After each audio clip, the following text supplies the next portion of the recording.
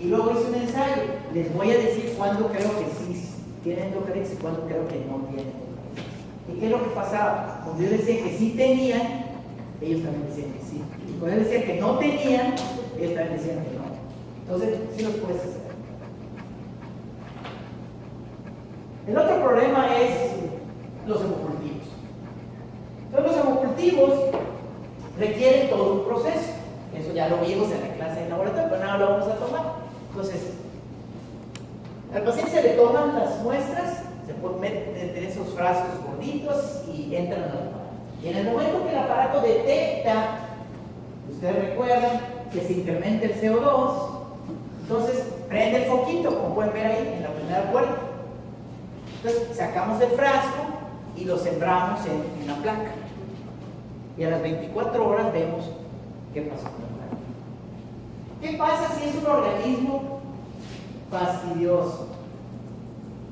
O sea, algo como un Hase, algo como un Streptomyridas. Tarda en crecer o no crece. Tal vez no crece.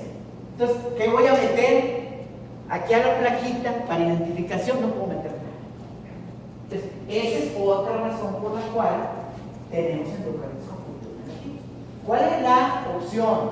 Obviamente si tenemos un PCR, sería lo mejor. Pero en este caso lo que hacemos es que sacamos el frasco y aparte de sembrar las plaquitas, le hacemos un grano. Entonces en el grano podemos ver cómo se encadena. Podemos ver ácido gram negativo. De acuerdo a lo que crezca o no crezca, pudiéramos hacer una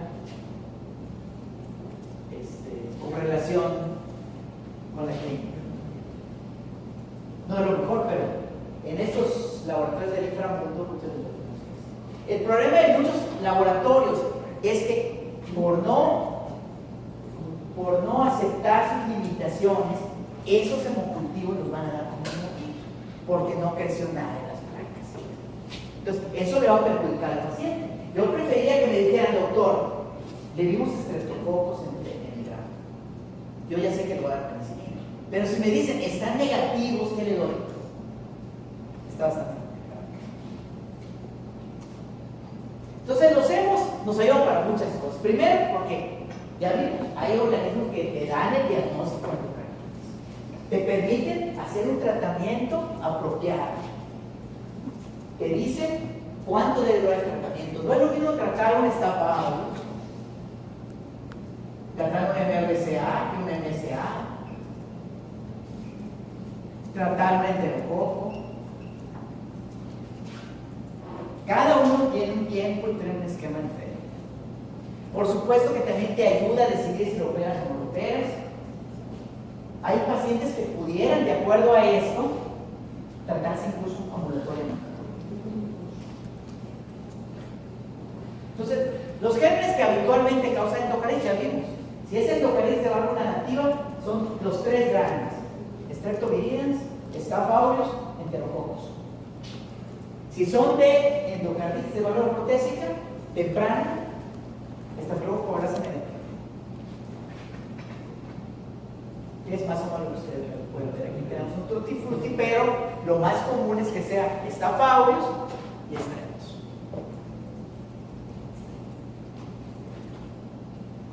Y claro, no todos los estreptos son iguales. Aquí hay algunos de los estreptococos que generalmente causan endocarditis, por ejemplo, mutans, bovis, vitior, sanguinis, esos muy frecuentemente causan endocarditis. En cambio, grupo A, como por ejemplo el Streptopiógenes, otra vez te mata de sepsis, un choque tóxico, por ejemplo, no te endocarditis. ¿Qué es Streptovirus? Streptovirus es un organismo fastidioso que es difícil de identificar, por eso lo llamamos como grupo virinas. No sabemos bien el grupo al que pertenece. ¿Cuál es la característica de Streptovirus? Generalmente Streptovirus es un bacilo alfa hemolítico. ¿Qué otro coco alfa hemolítico hay importante? Streptoneumonium. Pero Streptoneumonium no causa endocarditis. Entonces, si yo tengo un paciente con cuadro sugestivo de endocarditis y aparece un extracto alfa hemolítico, pues seguramente no es. La mayor parte de los estreptoviridis son susceptibles a la penicilina. Sin embargo, en Estados Unidos, donde hay datos, se dice que hasta el 48%, hablando particularmente de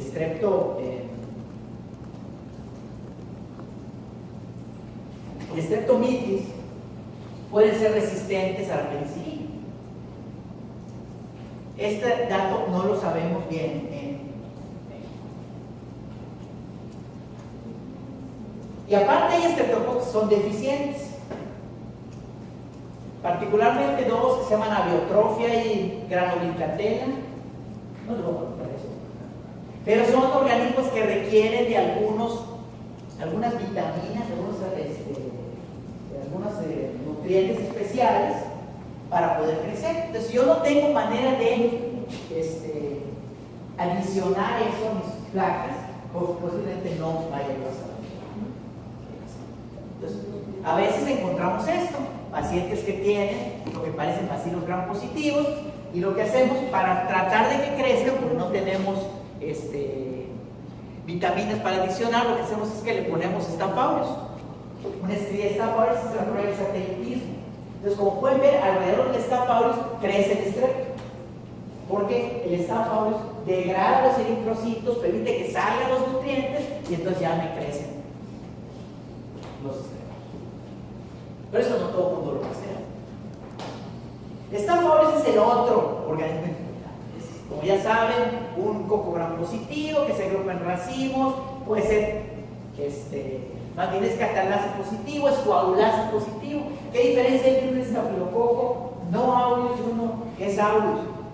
De hecho, eso es lo que voy a apuntar en el examen. Si tenemos un organismo catalasa positivo, coagulasa positivo, es Staph aureus. Y ya saben ustedes que crece prácticamente en todo, menos en placas de gram negativos, como IMB, McConke, y causa infecciones de todo tipo. Y el mecanismo de resistencia es la meticilina, que pueden ver aquí. Un paciente que tiene Staph aureus crece muy bien en la sangre, es hemolítico, pero si lo pongo en salmanitol, el medio que normalmente es rosita se vuelve amarillo. Y la resistencia a meticilina también, ya lo ves, hay varias formas de la resistencia, pero lo importante es que el mecanismo más importante, ¿cuál es? Las PBPs. Entonces, por lo tanto, no me sirven los primeros de beta. El otro, que es muy importante hablando de endocarditis, son los enterococos. Estos son cocos gram positivos. Me da tristeza cuando le pregunto a un residente y no sabe qué es un enterococo. Un enterococo no es un gram negativo, ni es un anaeróbico, es un estreptococo. De hecho, antes se llamaban estreptococos del grupo D. Estos estreptococos, generalmente hay dos especies importantes. La primera es estreptococo enterococo fecalis y la otra es enterococo faecio. Por el puro nombre, ustedes se imaginarán dónde hay más, ¿verdad? Sin embargo, también hay, dependiendo de antibióticos, puede haber en la piel, puede haber en mucosas, en la boca, etc. Y son organismos, como todos los estreptococos, catalasa negativos, y pueden ser beta o gamma hemolíticos, o sea, producir hemólisis o no producir hemólisis. En el caso de enterococo fecalis, tradicionalmente lo que esperamos es que sea beta hemolítico. Y son organismos muy resistentes, aguantan el pH, aguantan el cloruro de sodio, y así es como los podemos identificar. Cuando hablamos de antibióticos, hablamos de que el enterococo era un organismo naturalmente resistente a ¿qué? ¿Qué no le puedo dar? Penicilinas. Al contrario, la penicilina es el antibiótico de elección. Por eso decía. ¿Qué no le podemos dar?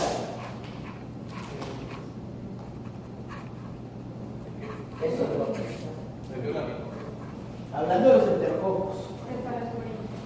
Cefalosporinas, muy bien. No se le pueden dar cefalosporinas. Sí, se les puede dar eso para el paciente. Sí, que se puede, se puede. ¿Qué más no le puedes dar? O no le debes de dar. Quinolonas, clindamicina. Estamos hablando de antibióticos que normalmente son para gram positivos. Entonces, la emergencia de infecciones por enterococo se ha dado porque ¿cuáles son los antibióticos que más se usan en la práctica en el siglo, finales del siglo XX, principios del XXI? Cefalosporinas y quinolonas. Entonces, eso ha hecho que los enterococos proliferen. Entonces, estos son los enterococos. Pueden ver, son cadenitas, son estreptococos. Generalmente son beta hemolíticos cuando son fecales. Y el problema con los enterococos, particularmente el enterococo faecium, es que es el único organismo clínicamente importante que puede tener resistencia a la vancomicina. Entonces, a veces tener una infección por enterococo ya no es tan fácil como decir, dale vancomicina. Estos organismos sí se hacen resistentes. Entonces, bueno, ya habíamos hablado de las endocardiosis ocultivos negativos. La causa más importante es que le ponen antibióticos. Y la segunda, que no le tomen los otros. Tenemos ahorita una paciente, por ejemplo, que tiene un dispositivo, un desfibrilador.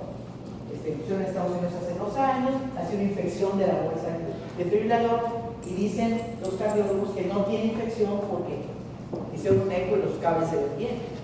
Pero nunca quisieron tomarle hemos. Cuando los obligo a tomarles hemos para darles el antibiótico, ¿qué pasa? Los hemocultivos están positivos. ¿Qué quiere decir eso? La paciente tiene. Y por supuesto que hay casos de endocarditis por organismos poco habituales. Algunos ejemplos, ¿verdad? Hay muchas maneras de evaluar esto, no vamos a detenernos demasiado en esto. Bueno, ¿qué necesitamos cuando tenemos un caso de endocarditis por positivos negativos?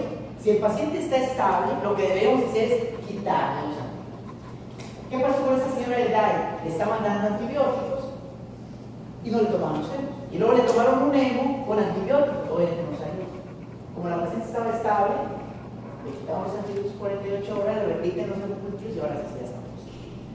En un paciente que está estable, no hay razón por la cual no suspender los antibióticos para tomarlos. Entonces, este es un caso, una muchachita de 16 años que tuvimos hace algún tiempo en el hospital, era uno de los pacientes consentidos. Ella le habían cambiado una válvula aórtica por una estenosis congénita en San Luis.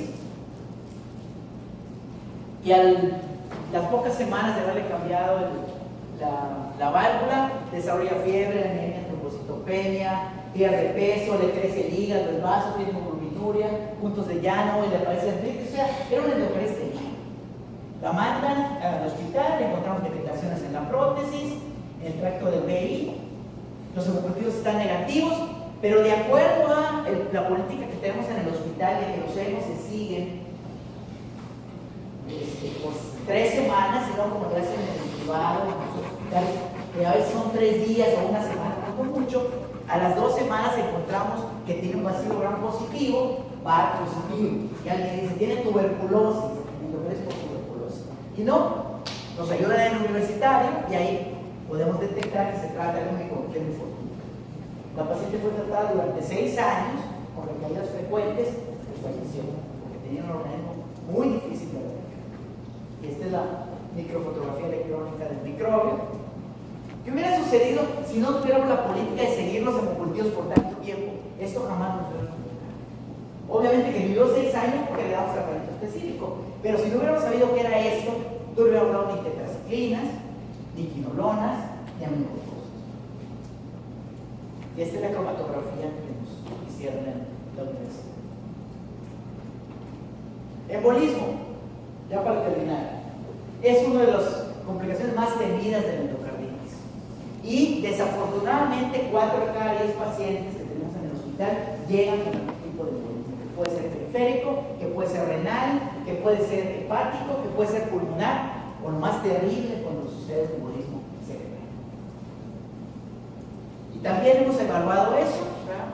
encontramos que más o menos el 22% tenían embolismo múltiple y en este caso los pacientes embolizaban sobre todo pulmón, ya cerebro, y embolizaban más cuando eran en la válvula nativa, en la prótesis, embolizaban más cuando tenían antibióticos por tiempo prolongado, que eso es algo que nos llamó la atención, porque en teoría, cuando tú le das antibióticos a un paciente reduces el riesgo de embolismo.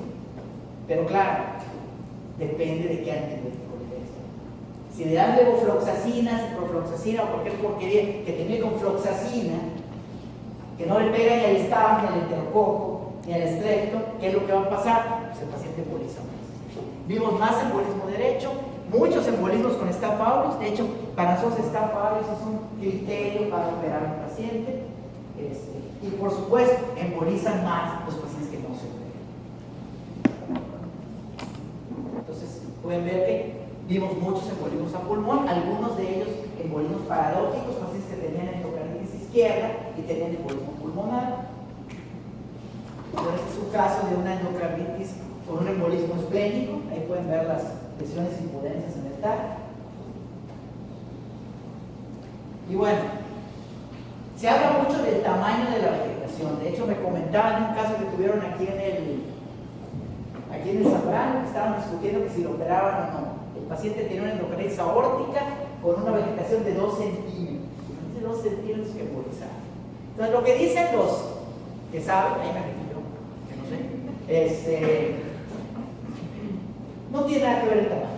Pero esto tiene un sesgo, porque ¿cuándo voy a evaluar esto del embolismo? Generalmente lo hago a posterior. Imagínense que tengo una vegetación como la que me platicaba, de 2 centímetros. Y resulta que veo al paciente ya que tiene una vegetación de 1 centímetro. ¿A dónde se fueron los centímetros? Entonces, por pura lógica, lo más probable es que el tamaño sí tenga que ver. Así como dice el chiste, size 2 más. Y bueno, lo que hablábamos del antibiótico, los antibióticos sí pueden prevenir los embolismos, pero siempre y cuando el tratamiento sea exitoso. Si yo a un enterococo le doy cefalosporinas, es como si no le diera nada. Luego, para lo único que me va a servir es para negativizar los embolismos. ¿Por qué se mueren los pacientes? ¿Cuáles son los factores de mal pronóstico? El más importante de todos es que el paciente tenga insuficiencia cardíaca. Si ya le puse inotrópicos, ya le incubé, le puse balón, y el paciente sigue con insuficiencia cardíaca, es un paciente que yo tengo que operar. ¿Qué dicen muchos de los intensivistas? Que enfría el cuadro. Pues sí los enfrían, pero como entonces, obviamente que es más riesgo, pero si no lo operas, entonces se va. Pacientes que tienen endocarditis aórtica, pacientes viejitos, pacientes que, aunque se vean medio peritomo, que sale positivo, quiere decir que no está tan bien. O sea, a pesar de que yo pueda sintomáticamente controlar la infección, si yo le sigo tomando hemo y sigue saliendo lo mismo, quiere decir que no le estoy haciendo nada.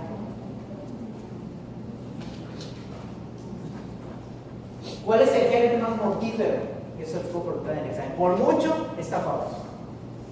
No es lo mismo tratar a alguien que tiene un endocarditis por estrepto o enterococo que está famoso. Claro, si ustedes ven este último, bacilos gram negativos o cándidos, se mueren casi todos. Pero, ¿cuántas endocarditis son por esos gérmenes? Casi ninguna. En cambio, los otros 3 grandes son lúpulo. Y esto también lo analizamos en un grupo de pacientes. Y vimos que aquellos pacientes que tenían hemocultivos positivos a pesar del tratamiento, se morían. Pacientes que tenían Staph aureus, también se morían. Pacientes que tenían insuficiencia cardíaca incontrolable, muy mal. Que habían embolizado, que no se operaban o que tenían hemorroides en la espilla, ese era un factor relacionado. Entonces, la política actual en el hospital es que todo paciente con endocarditis se opere a menos que haya publicación pública. como pueden ver aquí, el único germen relacionado con más muertes que vivos, pues es Staphylococcus. ¿Cuál es el tratamiento? Pues eso depende del germen. Ya dijimos de los tres grandes, todos son gram positivos. Entonces, ¿cuándo voy a utilizar un carbapenémico, por ejemplo? Si ustedes no supieran cuál es el germen, ¿qué le daría? Empíricamente. Vancomicina. Si le dan meropenem, pues está muy mal. Si le dan una quinolona, está peor. Si le dan fluconazol, pues que los demás. Entonces, regularmente en una endocardititis de válvula nativa, por ejemplo, un paciente que le hicieron una instrumentación uretral y luego hace una endocarditis, ¿qué germen pensaríamos? ¿Staph, Strepto o Enterococcus?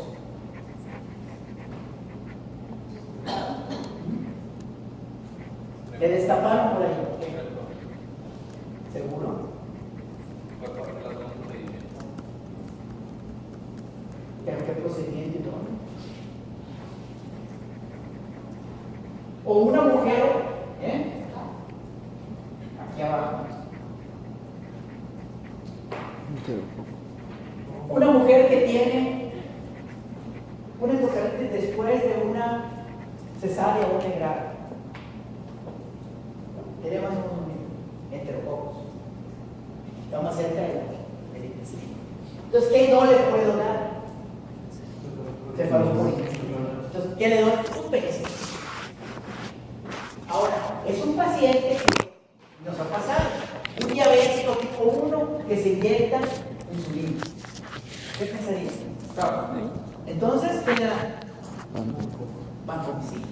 Entonces, en pacientes que sospechamos de un origen nosocomial, pacientes que son alérgicos a penicilina, les damos vancomicina. O en ningún lado dice Rexulene. Dice les damos. No dice Ceftriaxona, dice los damos. ¿Por qué utilizar aminoglucósidos?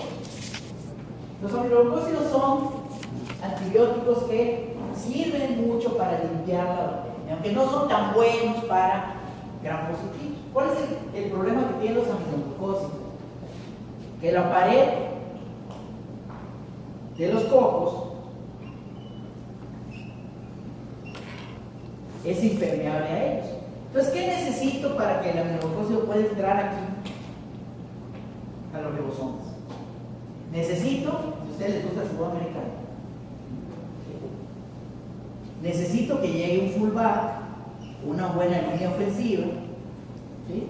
Que me haga un hueco aquí y entonces sí, el corredor se pueda meter. Necesito el betaglutamo, necesito la vancomicina y se lo doy. Hay organismos como los enterococos que, aparte de ser naturalmente resistentes a lo que ya vimos, no son muy susceptibles a las penicilinas. De hecho, las penicilinas no los matan, actúan como bacteriostáticos. Entonces, lo que nos mata en realidad son los aminoglucósidos. La bronca es que, ¿cómo meto el aminoglucósido para adentro?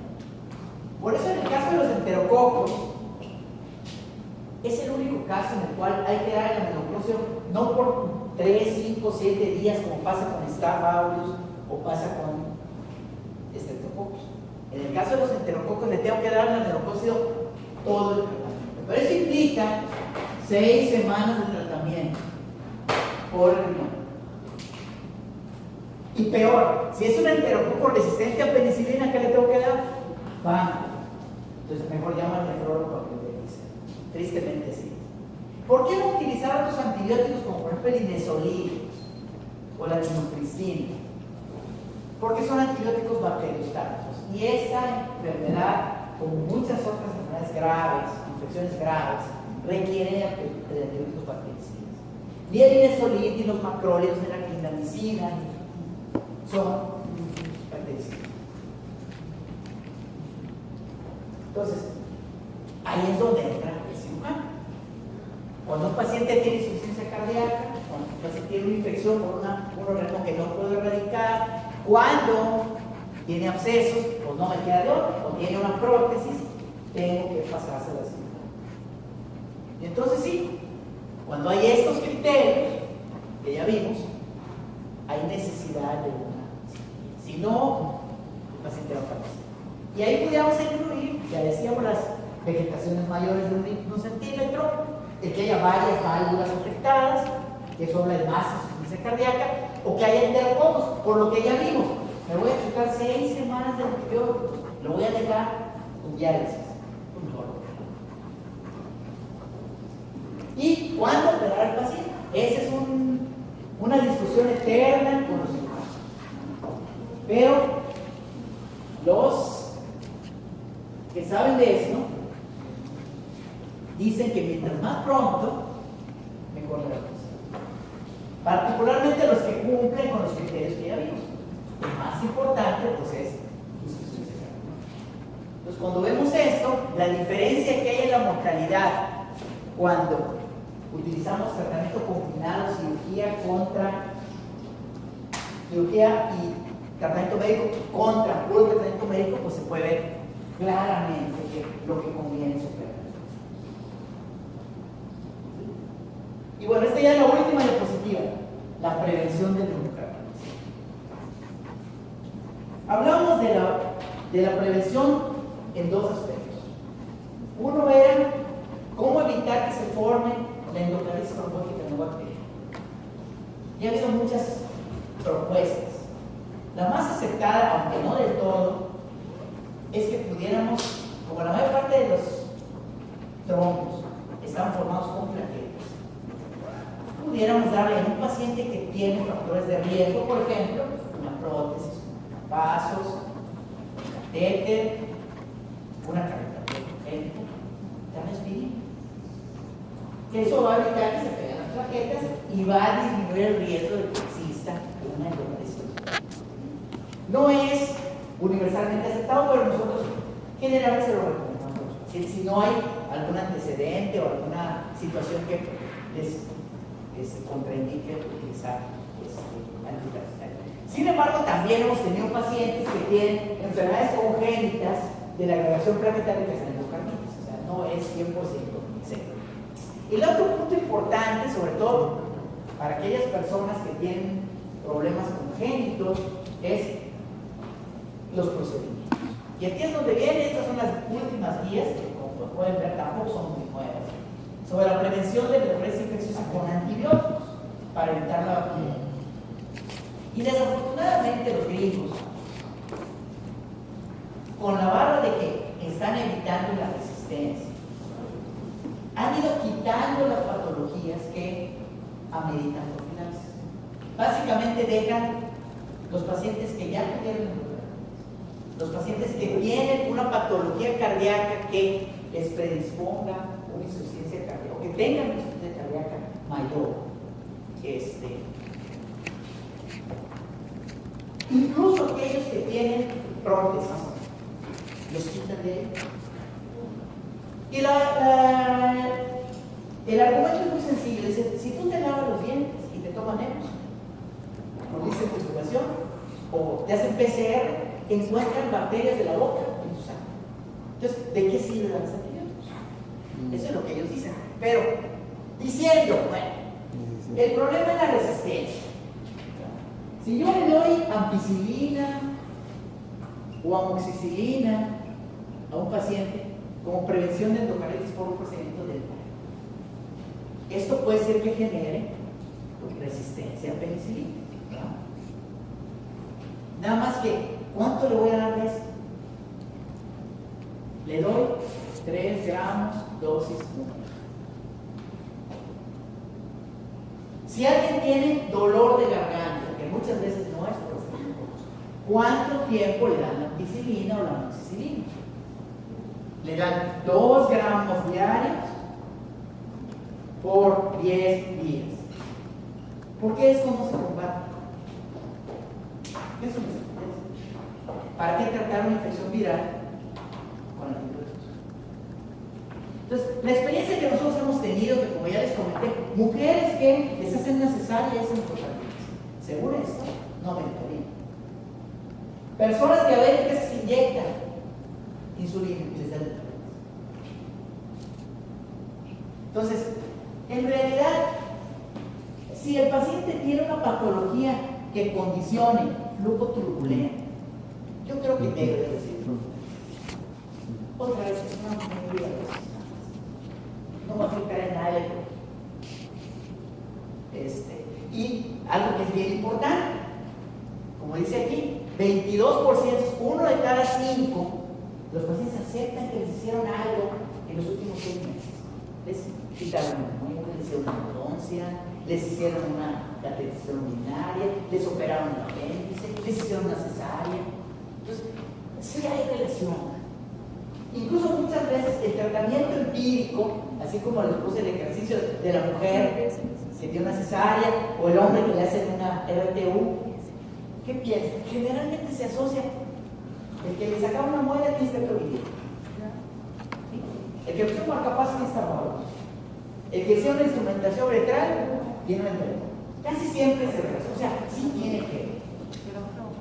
Entonces, lo lógico de pensar es que la profilaxis sirva. Y finalmente, con lo que yo siempre termino, la boca de los mexicanos es muy diferente de la boca de los mexicanos. Ustedes, si han tenido que hacer historias clínicas, que me imagino que así es, y le piden a un mexicano, a un paisano, en el metro, en el materno, o en cualquier hospital público que abra la boca, no puede ver qué dientes tiene, y le huele horrible la boca. O sea, no es igual que un huele. Entonces, yo creo que hay que seguir con los protocolos. Claro, no es para todos, es para el que tiene algún trastorno que le funcione. Muy bien, ¿preguntas o comentarios?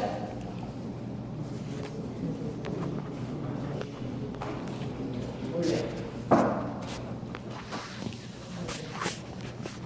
La próxima clase ya vamos a empezar con las...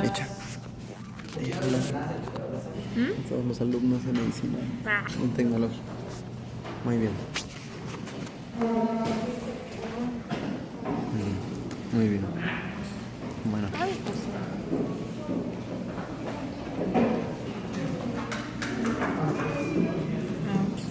¿Matrícula? ¿Cuál es tu matrícula? 1185-394. Mira, Toño. Ay, se me queda todo. La voy a conectar. No, necesito que me pase. Ajá. No, déjame pasarlo. No me grabas. ¿Hicieron la lista? Mira, Mary. Ay, Ay, yo no me lo sé. y Marce. No más de 100. ¿Por qué no grabaste? Y Jerry. Mi cabeza. Y el doctor. Y ya. ¡Chica!